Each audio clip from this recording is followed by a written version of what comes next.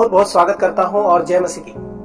प्यारो, हम लोग इन दिनों में देख रहे हैं कि परमेश्वर ने लोभ लालच के बारे में क्या बाइबल में गंभीर शिक्षा दिया है। निर्गमन का पुस्तक उसका 20 अध्याय और व्यवस्था विवरण का पुस्तक उसका 5 अध्याय को पढ़िएगा तो इन दोनों अध्यायों में खास करके निर्गमन 20 का 17 और व्यवस्था विवरण 5 का 21 दोनों वचनों को अगर मिलाएंगे आपको पता चलेगा कि लालच के बारे में परमेश्वर ने एक बहुत ही कड़ा संदेश दिया है। 10 आज्ञाओं में से एक आज्ञा जो लालच के बारे में बहुत गंभीरता से परमेश्वर ने बताया है, केवल यहूदी लोगों को नहीं, वो हमें और आपको भी मानना है और ताकि हम इस लालच के पाप से बच सके। प्यारो, अगर हम इसको अच्छा से जानना चाहते हैं, मूसा ने फिर इस बात को बताया जो व्यवस्था विवरण 5 अध्याय में हम पढ़ सकते हैं। तू ना किसी की पत्नी का लालच करना और ना किसी के घर का लालच करना, ना उसके खेत का, ना उसके दास का, ना उसकी दासी का, ना उसके बैल या गधे का, ना उसकी किसी और वस्तु का लालच करना।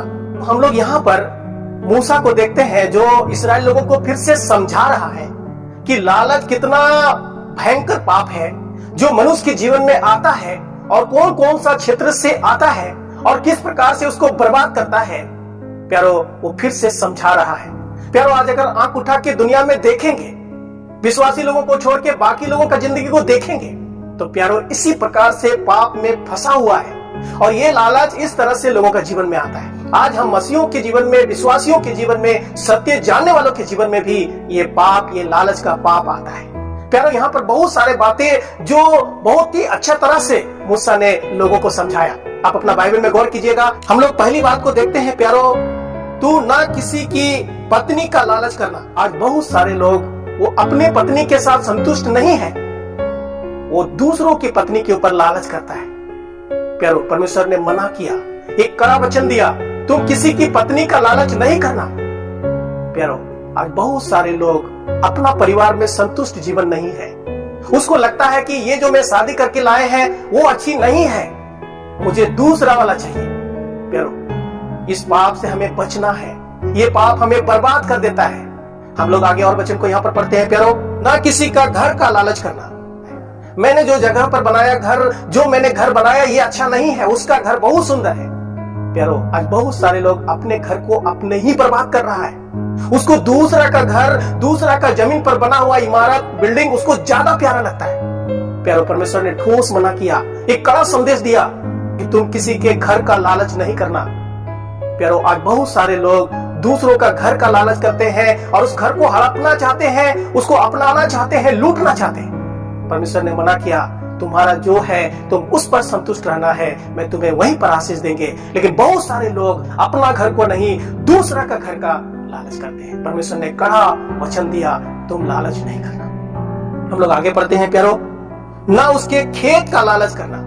बहुत सारा लोग अपना जो खेत है उसमें उपजाऊ नहीं हो रहा है, वो सोच रहा है काश उसका खेत हमको रहता तो वे उसमें क्या करते, उसमें हम उपजाते। प्यारो, अपना जो हिस्सा का है वो छोड़ के दूसरा हिस्सा के पास जाकर के अपनाना।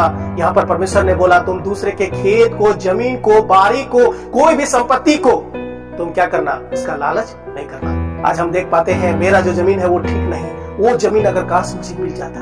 परमेश्वर जानता था कि मनुष्य के जीवन में इस प्रकार से लालच का पाप आएगा, इसलिए परमेश्वर ने 10 आज्ञा में से ये अंतिम आज्ञा दिया ताकि लोग इससे बच सके। हम लोग और आगे पढ़ते हैं। प्यारो, ना उसके दास का लालच करना।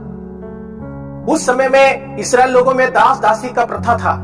दास दासी लोग रखते थे, नौकर रखते थे, जिसको आज हम लोग बोलते हैं। तुम दूसरा का जो नौकर है, दास है, उसका लालच नहीं करना। काश ये दास मेरा घर में होता, मेरा खेत में काम करता। दूसरा का जो नौकर है, दास है, तुम उसका भी लालच नहीं करना। प्यारो, आज बहुत सारे लोग इस प्रकार का लालच में फंसे हुए हैं और यहूदी लोगों को ठोस आज्ञा परमेश्वर ने दिया, तुम दूसरा का नौकर के ऊपर लालच नहीं करना। हम लोग थोड़ा और आगे यहाँ पर पढ़ते हैं, ना तू किसी की दासी का लालच करना। उस समय जो दास होते थे, दासी होते थे, चाहे वो पुरुष गुलाम होते थे, चाहे स्त्री गुलाम होते थे, वो दोनों के ऊपर तुम लालच नहीं करना। जो तुम्हारे पास काम कर रहा है, जो तुम्हारे पास में है, तुम उसी पर संतोष करना, उस पाप से बचना। हम लोग और आगे पढ़ते हैं। प्यारो, ना उसके बैल या गधे का लालच करना। हम लोग जानते हैं प्यारो, ये जो बैल होता था जिसमें जमीन जोता जाता था। इसलिए परमेश्वर ने बोला तुम ना किसी के बैल और गधा का लालच करना।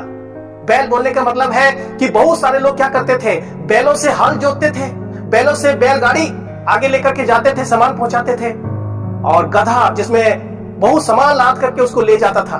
प्यारो, तुम किसी का बैल का लालच नहीं करना कि काश ये हट्टा कट्टा बैल, ये मजबूत बैल मेरे पास होता, काश ये गधा मेरे पास होता। परमेश्वर ने मना किया, जो तुम्हारे पास है उसी पर तुम संतोष कर। इस लालच से हमको और आपको बच के रहना है। प्रभु हमें जो भी दिया है हम उसी पर संतोष रहना है। हम लोग आगे पढ़ते हैं, ना उसकी और किसी वस्तु का लालच करना। प्यारो, बहुत सारे बातें हम यहाँ पर देखते हैं। तुम किसी की पत्नी का लालच नहीं करना। तुमको जो पत्नी परमेश्वर ने दिया है उसके साथ तुमको खुश रहना है। तुमको दूसरा पत्नी के पीछे नहीं भागना है। तुम किसी के घर का लालच नहीं करना। तुम किसी का खेत का लालच नहीं करना। तुम किसी के दास दासी का लालच नहीं करना। तुम किसी के बैल और गधे का लालच नहीं करना। तुम किसी और वस्तु का लालच नहीं करना। कुल मिलाकर के परमेश्वर हमें यही बताना चाहते हैं कि हम लालच के पाप से बच के रहें। परमेश्वर हमें जो भी दिया है उसके लिए परमेश्वर को धन्यवाद देना है और परमेश्वर से मांगना है, प्रभु घर चाहिए आप दीजिए, मुझे एक सुंदर परिवार चाहिए आप दीजिए, मुझे धन दौलत चाहिए आप दीजिए। प्यारो, हमें लालच नहीं करना है। तुम और किसी वस्तु का लालच नहीं करना। प्यारो, आज बहुत सारे लोग लालच में फंसे हुए हैं, इसीलिए बाइबल नहीं पढ़ रहे, इसीलिए कलीसिया नहीं जा रहे, इसीलिए वो प्रभु में कुछ कर नहीं पा रहे, क्योंकि लालच पर फंसे हुए, पैसा के पीछे भाग रहे हैं, संपत्ति के पीछे भाग रहे हैं, काम के पीछे भाग रहे हैं। प्रभु के लिए टाइम नहीं है। प्यारो, जो उसके पास आ रहा है वो भी धीरे धीरे खत्म हो जा रहा है। प्यारो, प्रभु सब कुछ है, प्रभु आपके साथ है तो सब आशीष आपके साथ है। प्रभु आपको छोड़ देगा सब खत्म हो जाएगा। आपने कुछ वीडियो को देखे हैं प्यारो, जो प्रभु को छोड़ करके सांसारिक बातों में गया, पैसे के बातों में गया, संपत्ति के बातों में गया, लालच किया, वो क्या हो गया, सब खत्म हो गया। प्यारो, हमें और आपको बहुत बच के रहने का जरूरत है। प्रभु हमें सहायता करे इस पाप से, प्रभु हमको बचाए। आइए हम अपने जीवन में एक बार टटोल के देखें, अगर ये पाप हमारे जीवन में आ रहे हैं, हमारे अंदर में लोभ आ रहा है, लालच आ रहा है, पाप आ रहा है, आइए उसको छोड़ दे, नहीं तो सब खत्म हो जाएगा। सुनने के लिए बहुत बहुत धन्यवाद।